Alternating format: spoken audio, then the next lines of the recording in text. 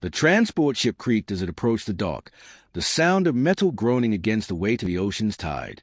It was December 1941, and for the 43 German POWs aboard, the end of their voyage meant the beginning of a new, terrifying chapter. They had been captured 3 weeks earlier when their U-boat surfaced too close to Allied destroyers in the Indian Ocean. The sailors had been forced into submission with little resistance, their hopes for a quick escape evaporating with each passing day. But nothing could have prepared them for what awaited them on the other side of the world. They had been told horror stories about British colonies, the brutal conditions, the work camps where prisoners were worked to death, the beatings, the starvation. They were terrified, assuming they'd be thrown into the worst captivity imaginable. As the ship docked, the prisoners were herded onto the deck, shackled but silent, their eyes weary and hollow from days of deprivation. The air smelled different from the salt water they had grown accustomed to. It was fresher, cleaner. The harbor, set against a backdrop of a blue sky, looked peaceful and serene, nothing like the nightmare they had imagined. They were lined up in front of the cargo hold, waiting for orders, hearts pounding. The soldiers expected the harsh treatment they had been told about in Nazi propaganda, the guard who would scream, the whips that would crack against their backs, the forced labor. Then the first shock came. Instead of armed guards shouting orders, a tall man in a khaki uniform approached them with a warm smile on his face. His rifle was slung loosely at his side. He looked nothing like the cruel figure they had envisioned. He waved a hand at the prisoners, offering a simple phrase in English. "Right then, gentlemen, let's get you sorted and fed." Feed? The word hung in the air. None of the prisoners had been fed properly in weeks, and the idea of being given food, let alone something fresh and wholesome, was almost incomprehensible. They exchanged confused glances, unsure of what to make of the situation. As they were led to trucks waiting at the dock, the Australian guards handed out canteens of cold water. Cold. After weeks of drinking nothing but tepid soup, the mere sensation of chilled water felt like a gift from the heavens. The trucks rumbled through Sydney, passing vast green fields and rolling hills, scenery straight out of a postcard. The men had expected bombed-out streets, empty warehouses, and signs of devastation, but all they saw was life, prosperity, and a land untouched by war. Klaus, a 30-year-old officer, stared out the window, his mind struggling to reconcile the reality of what he saw with the images of a dying, struggling empire he had been taught to believe. We were told the British colonies were weak. We were told the Australians were dying. How could this be? What are they hiding? His grip on the metal edge of the truck's bed tightened as doubt began to creep into his mind. The trucks finally came to a halt at a camp just outside a small town named Cowra. The POWs were herded into wooden barracks behind wire fences, but instead of a grim, desolate setup, they found something almost comfortable. The barracks were clean, the beds sturdy with real mattresses, not straw or hammocks like they had imagined. The floors were swept, and there was even a wood stove in the middle of the room. The men exchanged uneasy looks. Something was wrong, but they couldn't quite put their finger on it. The guards, though armed, didn't shout. They didn't treat the prisoners with disdain or cruelty. Instead, they spoke in calm, direct tones, and even offered friendly nods. It was a scene that felt strangely human. Klaus felt a knot in his stomach tighten. This is not what we were told, not at all. The real shock came at dinner. The POWs, exhausted from the long journey, were herded into a mess hall. They had been expecting the bland, watery meals they had survived on during transport, nothing but a meager portion of bread and thin soup. But when the mess hall doors swung open, the smell hit them first. A warm, hearty scent that made their stomachs growl in anticipation. Behind the serving counter, Australian cooks in white aprons stood ready, ladles in hand. Klaus stepped up to the counter, cautiously holding out his metal tray. The first cook dropped a thick piece of beef onto his plate. The meat was tender and sizzling, the aroma richer than anything he'd smelled in years. The second cook added 3 large boiled potatoes, their skins still intact. The third ladled out a generous portion of carrots and green beans, and the fourth placed 2 thick slices of white bread on Klaus's tray. Finally, a small square of real butter was added to his plate. Butter, actual butter, the kind he hadn't seen in years. His hand shook as he reached for his tray. This was a luxury. Back in Germany, Butter had become a distant memory, only a treat for the privileged. To think that a prisoner could eat like this, he couldn't wrap his head around it. The prisoners sat at the wooden tables, silent at first, their eyes wide with disbelief. They ate in a near-religious silence, not speaking, just chewing, savoring the food that was far better than anything they had been given in their homeland. Klaus's mind was a whirlwind. Why are they feeding us like this? We are their enemies. Why are they treating us better than the German civilians are treated? His thoughts were interrupted by a young man named Ernst, who sat beside him. Ernst's eyes were filled with tears as he quietly whispered, "They are feeding us better than our own army feeds its soldiers." Klaus nodded slowly, unable to find the words to respond. What could he say? This wasn't just a better meal than they had gotten in months. It was a meal of dignity. It made no sense. The Nazis had told them that the British colonies were weak, that they were starving, that they were crumbling. But this is nothing like what they said. This is something else. Klaus's mind kept circling back to the strange image in front of him, Australians, his captors, treating him like a human being with kindness and respect. He glanced around the room, taking in the relaxed atmosphere, the absence of hostility. This was not what he had been trained to expect from the enemy. And then, something even more unsettling occurred. As Klaus ate, his mind wandered to the stories he had heard about Australia, how the British colonies were failing, how they were on the brink of collapse. But as he sat there, savoring his meal, the truth began to crack open. The truth about Germany, the truth about the world he had once believed in, it was all a lie. The thought gnawed at him. The Nazi propaganda machine had created an image of a strong, superior Germany that was destined to rule the world. But hey, in the midst of captivity, Klaus was seeing a different kind of strength. The strength of a nation that didn't need to conquer to survive. The strength of a nation that treated its enemies with humanity. As the meal ended, the same guard who had smiled at them earlier returned. His voice was warm, casual. "We'll get you sorted into your bunk soon, mates. If you need anything, don't hesitate to ask." Klaus and his fellow prisoners were left in stunned silence, unsure how to process the night's events. They had expected brutality, but instead, they had been treated with respect. The first crack in the foundation of Klaus's beliefs had appeared. The man who had once been so sure of his country's superiority now found himself wondering, what if we were wrong? Klaus couldn't stop thinking about the meal. It wasn't just a food. It was a feeling of being treated with respect, something he hadn't experienced in months. And as the days passed, the strange kindness of his captors began to seep deeper into his mind. Every interaction with the Australian soldiers, whether it was the guards handing them cold water or the officers speaking in calm tones, was the opposite of everything the Nazi propaganda machine had promised.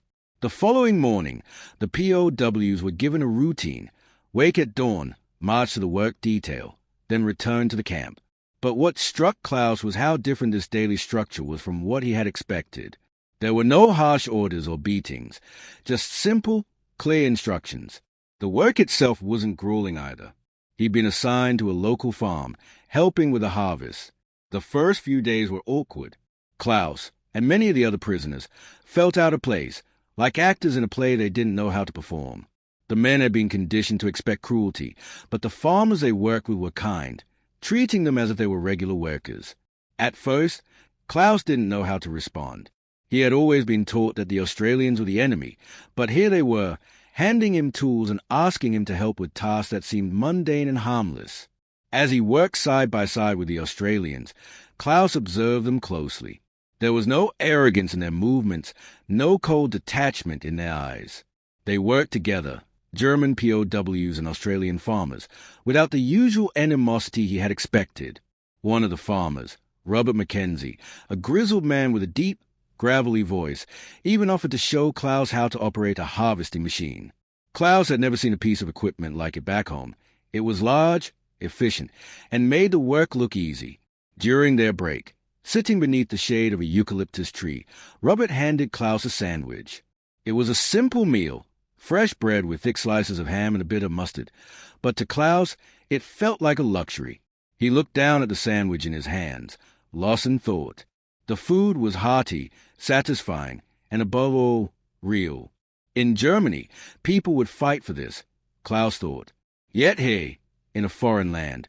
They were offering it to him as if it was nothing special. As they ate, Robert spoke casually about his family, about the farm, and even about the war.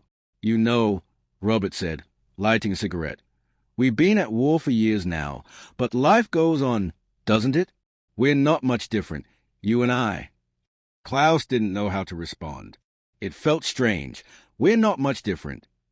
Klaus had been raised on the idea that Germany was a master race, that no one else in the world could compare. But Robert didn't seem so different. His life, his work, the way he treated Klaus, they all contradicted the idea of superiority. Later that day, Klaus walked back to the camp in a daze. His mind was filled with questions that hadn't been there before. What if it was all a lie? What if Germany wasn't as superior as he had been told? What if the Australians weren't the weak, dying nation he had been taught to hate? That night, as the men settled into their barracks, Klaus sat quietly, his thoughts swirling. What if we were wrong? He wrote the first lines of his journal that evening, unsure of what to even write. They told us the colonies were weak and dying, but here I am, eating better than I've ever eaten, working alongside men who treat me like a human being. Maybe we were wrong. The days blended into each other in a strange blur. The POWs went through the same routine, early mornings, long hours of work on the farms, and the quiet, respectful atmosphere of the camp in the evenings. Klaus had begun to look forward to the daily trips to the farm, not just for the work, but for the quiet conversations with Robert Mackenzie and the other Australian farmers. One afternoon, Klaus was working in the fields when Robert mentioned something that struck him deeply. "You know, Klaus," Robert said casually, "Australia's always had enough food. It's the war that's making things tough for everyone, not the land. The land's been good to us." Klaus paused, his mind racing. The land's been good to us. How could that be? Everything he had been taught told him that nations like Australia were crumbling, that their lands were weak and barren. But hey, in this vast, fertile land, people were thriving. What else had they lied about? As Klaus worked, his thoughts churned. The contrast between his life in Germany and the life he was witnessing in Australia was too stark to ignore. Back home, there were rations, and the people were starving. Entire cities had been bombed to rubble. But hey, there were fields of wheat, cattle grazing in the distance, and lush, green farmland stretching as far as the eye could see. That evening, Klaus sat down again with his journal. "I thought we were superior," he wrote. "I thought we were the ones who would bring order to the world. But hey, in this land, I'm beginning to see something different." He couldn't put it into words, but he knew something inside him was changing. His journal entries became more frequent, more reflective. Klaus began questioning everything he had ever believed. What if everything we were told about other nations was a lie? What if the Australians, whom we were taught to fear and hate, were actually stronger than we thought? The next morning, Klaus was pulled aside by one of the camp officers, an Australian named Lieutenant Harris. "Klaus," he said, "I've heard you've been taking part in the educational programs we've set up for the prisoners. I think that's a good choice. We offer university-level courses for men like you. It's an opportunity you won't find back home." Klaus was stunned. University-level courses? For prisoners? He had never heard of such a thing. He had been raised to believe that education was a privilege reserved for the elite, for those loyal to the state. Yet, hey, the captors were offering it to him. He had always believed that Germany's strength lay in its exclusivity, in its rigid social structure. But here in Australia, even prisoners were given opportunities to learn and grow. The end of the war came quickly. By May 1945, the Allied forces had shattered the Nazi regime, and news of Germany's surrender spread quickly through the camp. For Klaus and his fellow POWs, the war was over, but the choices they now faced were far from simple. In the days following the announcement of Germany's surrender, Klaus found himself torn. He had lived in Australia for years now, and the life he had witnessed here was so different from what he had known. The Australians treated him with dignity, offered him food, work, and education, and gave him a sense of normalcy he hadn't felt in years. Yet, the idea of returning to Germany haunted him. He had no idea what to expect. His city was in ruins. His family had been scattered. Even if they survived the bombings, the devastation was unimaginable. Returning to a broken homeland felt like a death sentence, a life without hope. At the same time, Klaus had developed a deep affection for Australia. The country's resilience, its abundance, its kindness, all of it spoke to him in ways his former beliefs never could. He had seen firsthand how Australia, despite being in a global war, managed to maintain its prosperity and peace. Klaus had come to admire the strength of the Australian people. They had not waged war to conquer, they had fought to protect. One evening, Klaus sat alone in his barracks, his journal open before him. He had been given the option to return to Germany, to board a ship that would take him back to the ashes of his former life. But as he sat there, the decision felt almost impossible. Should he go back to a country destroyed by war, or stay in a land that had treated him with kindness and offered him a future? He stood up, walked to the camp office, and filled out the request. The words were simple, but they carried the weight of his new life. "I request to stay in Australia," he wrote, "to build a future here away from the past." When he handed the request to the officer, he felt a strange mix of fear and relief. "I am leaving behind everything I once knew," he thought, "but this is the only future I can imagine now." The plot twist? Klaus realized that his life, his future, no longer belonged to the past he had been taught to love. It belonged to something new. It belonged to the future he had begun to build in Australia. The routine at Cowra camp had settled into a steady rhythm, and Klaus found himself becoming more accustomed to the strange sense of normalcy that surrounded him. Every day, they followed the same tasks: work on the farms, meals prepared by the camp, and even opportunities to learn through the correspondence courses. But with every passing day, Klaus's mind churned with the same question: why? Why were the Australians treating him and his fellow prisoners like this? Why were they offering opportunities, respect, and basic human decency when the Nazis had promised them nothing but control and superiority? The contrast was becoming too great to ignore. The more Klaus experienced, the harder it became to hold on to his old beliefs. Every simple, small act of kindness, whether it was a meal of fresh bread or a friendly conversation with one of the camp guards, was like a chisel slowly eroding the walls he had built around his mind. The turning point came one afternoon when Klaus was sitting outside the barracks, watching a few other prisoners play cards. A guard named Lieutenant Harris passed by, a cigarette dangling from his mouth. Harris was a regular face at the camp, always calm, always polite, but today, something about his demeanor struck Klaus.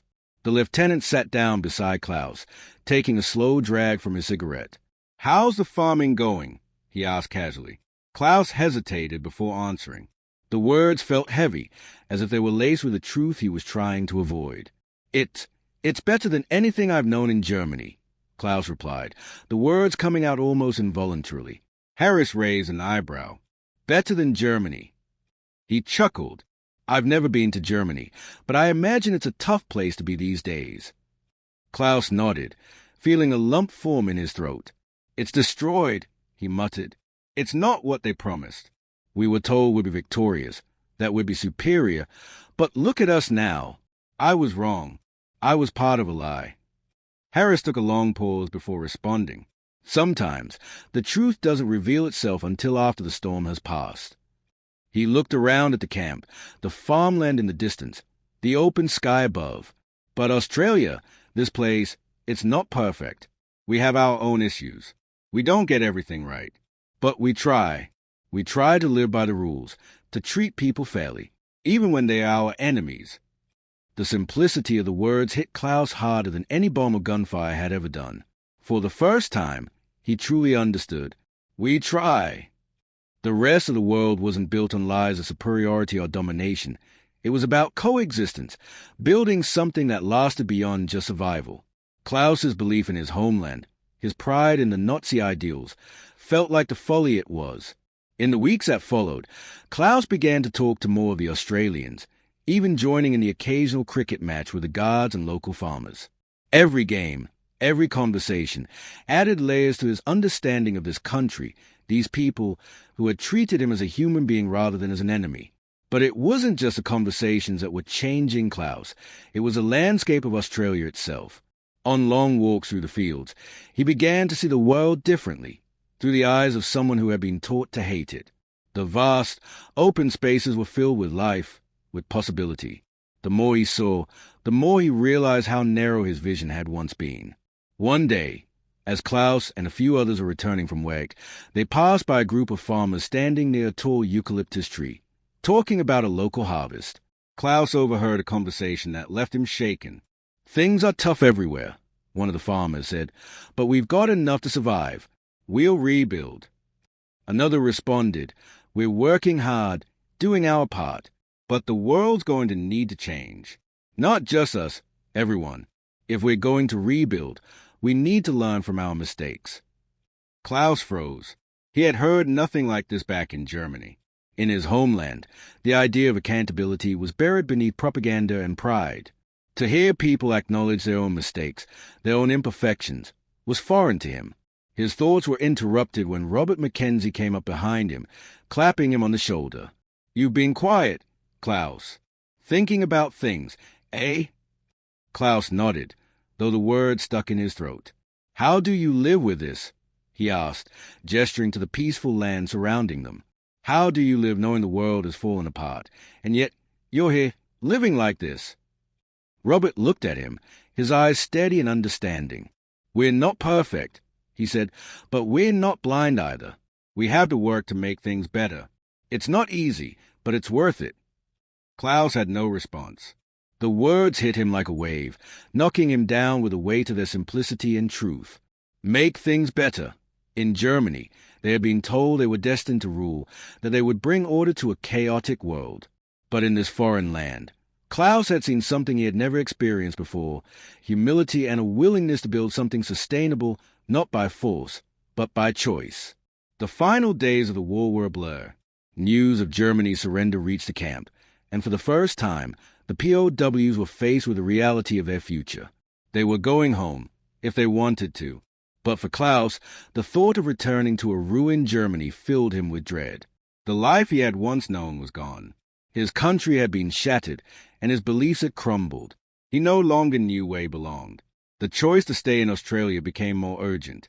The camp was abuzz with talk of repatriation and what would come next.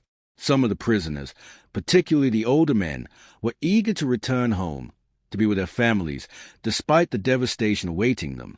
But Klaus couldn't shake the thought that there was no future for him in Germany. The destruction was too great, the losses too profound. One evening, after a long day awake, Klaus sat alone outside the barracks, watching the sunset over the horizon. The air was warm, and the sounds of distant conversation carried on the breeze. He was joined by Ernst, who had become one of his closest friends. The two men sat in silence for a moment, each lost in their own thoughts. "You know," Ernst said quietly, "I'm not sure I want to go back to Germany. I've seen what this place can offer. I've learned more here than I ever did back home." Klaus looked at him, surprised. "You're not going back?" Ernst shook his head. "What's left there? My home's gone. My family might be gone. And even if they aren't, what am I going back to? A life of starvation, ruin, and regret? No, I've learned something here. Klaus, I don't want to leave it behind." Klaus sat back, his mind racing. What if Ernst was right? What if he, too, could build a new life here? The Australians had shown him a different way to live, one where people work together, not to conquer, but to survive and build something better. That night, Klaus took the piece of paper from the camp office, the one that would determine his future. It was a simple form, asking if he wished to return to Germany or remain in Australia. Klaus stared at it for what felt like hours, the weight of the decision pressing down on him. Finally, with a steady hand, he wrote, "I request to stay in Australia." The words felt like a betrayal. He was abandoning his past, his country, his identity. But deep down, he knew it was the only choice he could make. The Australia he had come to know was a land of kindness, dignity, and opportunities. It was a land that had treated him like a human being. And, for the first time in years, Klaus realized that it was a land where he could rebuild his life. As Klaus handed the paper to the officer, he felt a strange sense of peace wash over him. "I'm not going back," he thought. "I'm building a future here." The war was officially over. News of Germany's unconditional surrender flooded the camp, and the sounds of relief and joy were palpable among the prisoners. However, For Klaus, the weight of this announcement was far from celebratory. It was as if the world had shifted underneath him, and the future he once envisioned had been completely altered. Klaus was no longer a soldier at war. He was a man faced with an uncertain future, a future that no longer felt connected to the country he had left behind. The POWs in Cowra camp were notified that repatriation would begin soon. There was a bustle of activity as the prisoners packed up their belongings and prepared for their return to Germany. For most, the thought of finally returning to their homeland, seeing their families, resuming normal life, was a dream come true. But Klaus couldn't share in that optimism. He didn't know what awaited him. His mind was consumed by doubt and fear, particularly for his family. His wife and daughter, he had not heard from them in nearly 2 years. Was she alive? What had happened to their home? The idea of returning to a war-ravaged Germany felt more like a death sentence than a homecoming. His fellow prisoners sensed the same trepidation in the air. Some, like Ernst, expressed openly that they didn't want to go back, that they had found a strange sort of peace in Australia. The sense of betrayal was thick among them. Many of the older men had lost everything: homes, families, livelihoods, and returning to the ruins seemed an insurmountable challenge. Klaus couldn't help but feel conflicted. He had spent years serving the regime, a loyal soldier who believed in the superiority of the German people. But now, after everything he had witnessed in Australia, the kindness of his captors, the chance to work, the possibility of a new life, his sense of loyalty to Germany was fading. One night, after a long day of work, Klaus sat alone by the campfire, staring into the flickering flames. He felt a hand on his shoulder and looked up to see Robert Mackenzie standing there, his face solemn but warm. "Day, Klaus," Robert said quietly. "How are you holding up?" Klaus sighed deeply. "It's hard to know what to feel. Robert, the war is over, but for me, it might have just begun again. Going back to Germany. I don't even know if I have a home to go back to. I don't know what I'll find." Robert sat down beside him, the crackling of the fire the only sound between them. "I get it, mate. I know this country's been good to you, and you've worked hard, but don't let your past define your future. If you decide to stay here, there's nothing wrong with it." Klaus looked at him, the uncertainty still heavy in his chest. He had never imagined that he would be in this position, a former enemy soldier, now weighing the decision to leave everything he knew and build a new life in a foreign land. The simplicity of Robert's words, "There's nothing wrong with it," resonated deeply with Klaus. The decision loomed before him like an overwhelming weight. Could he truly make a life in Australia, leaving behind everything he once knew? The days slipped by quickly, and with each one, Klaus's internal turmoil grew. He wasn't just choosing a place to live. He was choosing a new identity, a new way of life, one he had never considered before. But as he spent more time with the Australians, helping on the farm, learning about their culture, Klaus began to realize that perhaps his future wasn't tied to Germany after all. The day finally came when the repatriation orders were handed out. Klaus held a paper in his hand, the official notice informing him that he was to board a transport ship back to Germany. The document felt heavy in his hands, like a death sentence. He stared at the words, his mind racing with conflicting thoughts. He knew what this decision meant: a return to a country in ruins, a country that had betrayed him and where he might never find peace. But it also meant returning to his roots, his heritage, the place where he had grown up, even though it was nothing like the idealistic world he had once been promised. He took a deep breath and stood up, walking toward the camp office where the decisions were being made. But halfway there, he stopped. Something inside him shifted. His thoughts returned to the quiet kindness of Robert Mackenzie, the open, peaceful life he had seen in Australia, the chance to rebuild something real. This country, this land, had given him so much more than he ever thought possible. Without even thinking, Klaus turned around and headed back to barracks. It was clear now. He was staying. The choice to stay felt both liberating and terrifying. He had no guarantee of success, no certainty that his decision would lead to a better future. But the thought of returning to a country broken by war, with nothing to go back to, was more terrifying than the unknown. Klaus didn't want to be a soldier anymore. He didn't want to be a prisoner of war, either. He wanted to be something else, a man with a second chance. That evening, Klaus went to the office and handed in his request. It was a simple form asking for permission to remain in Australia.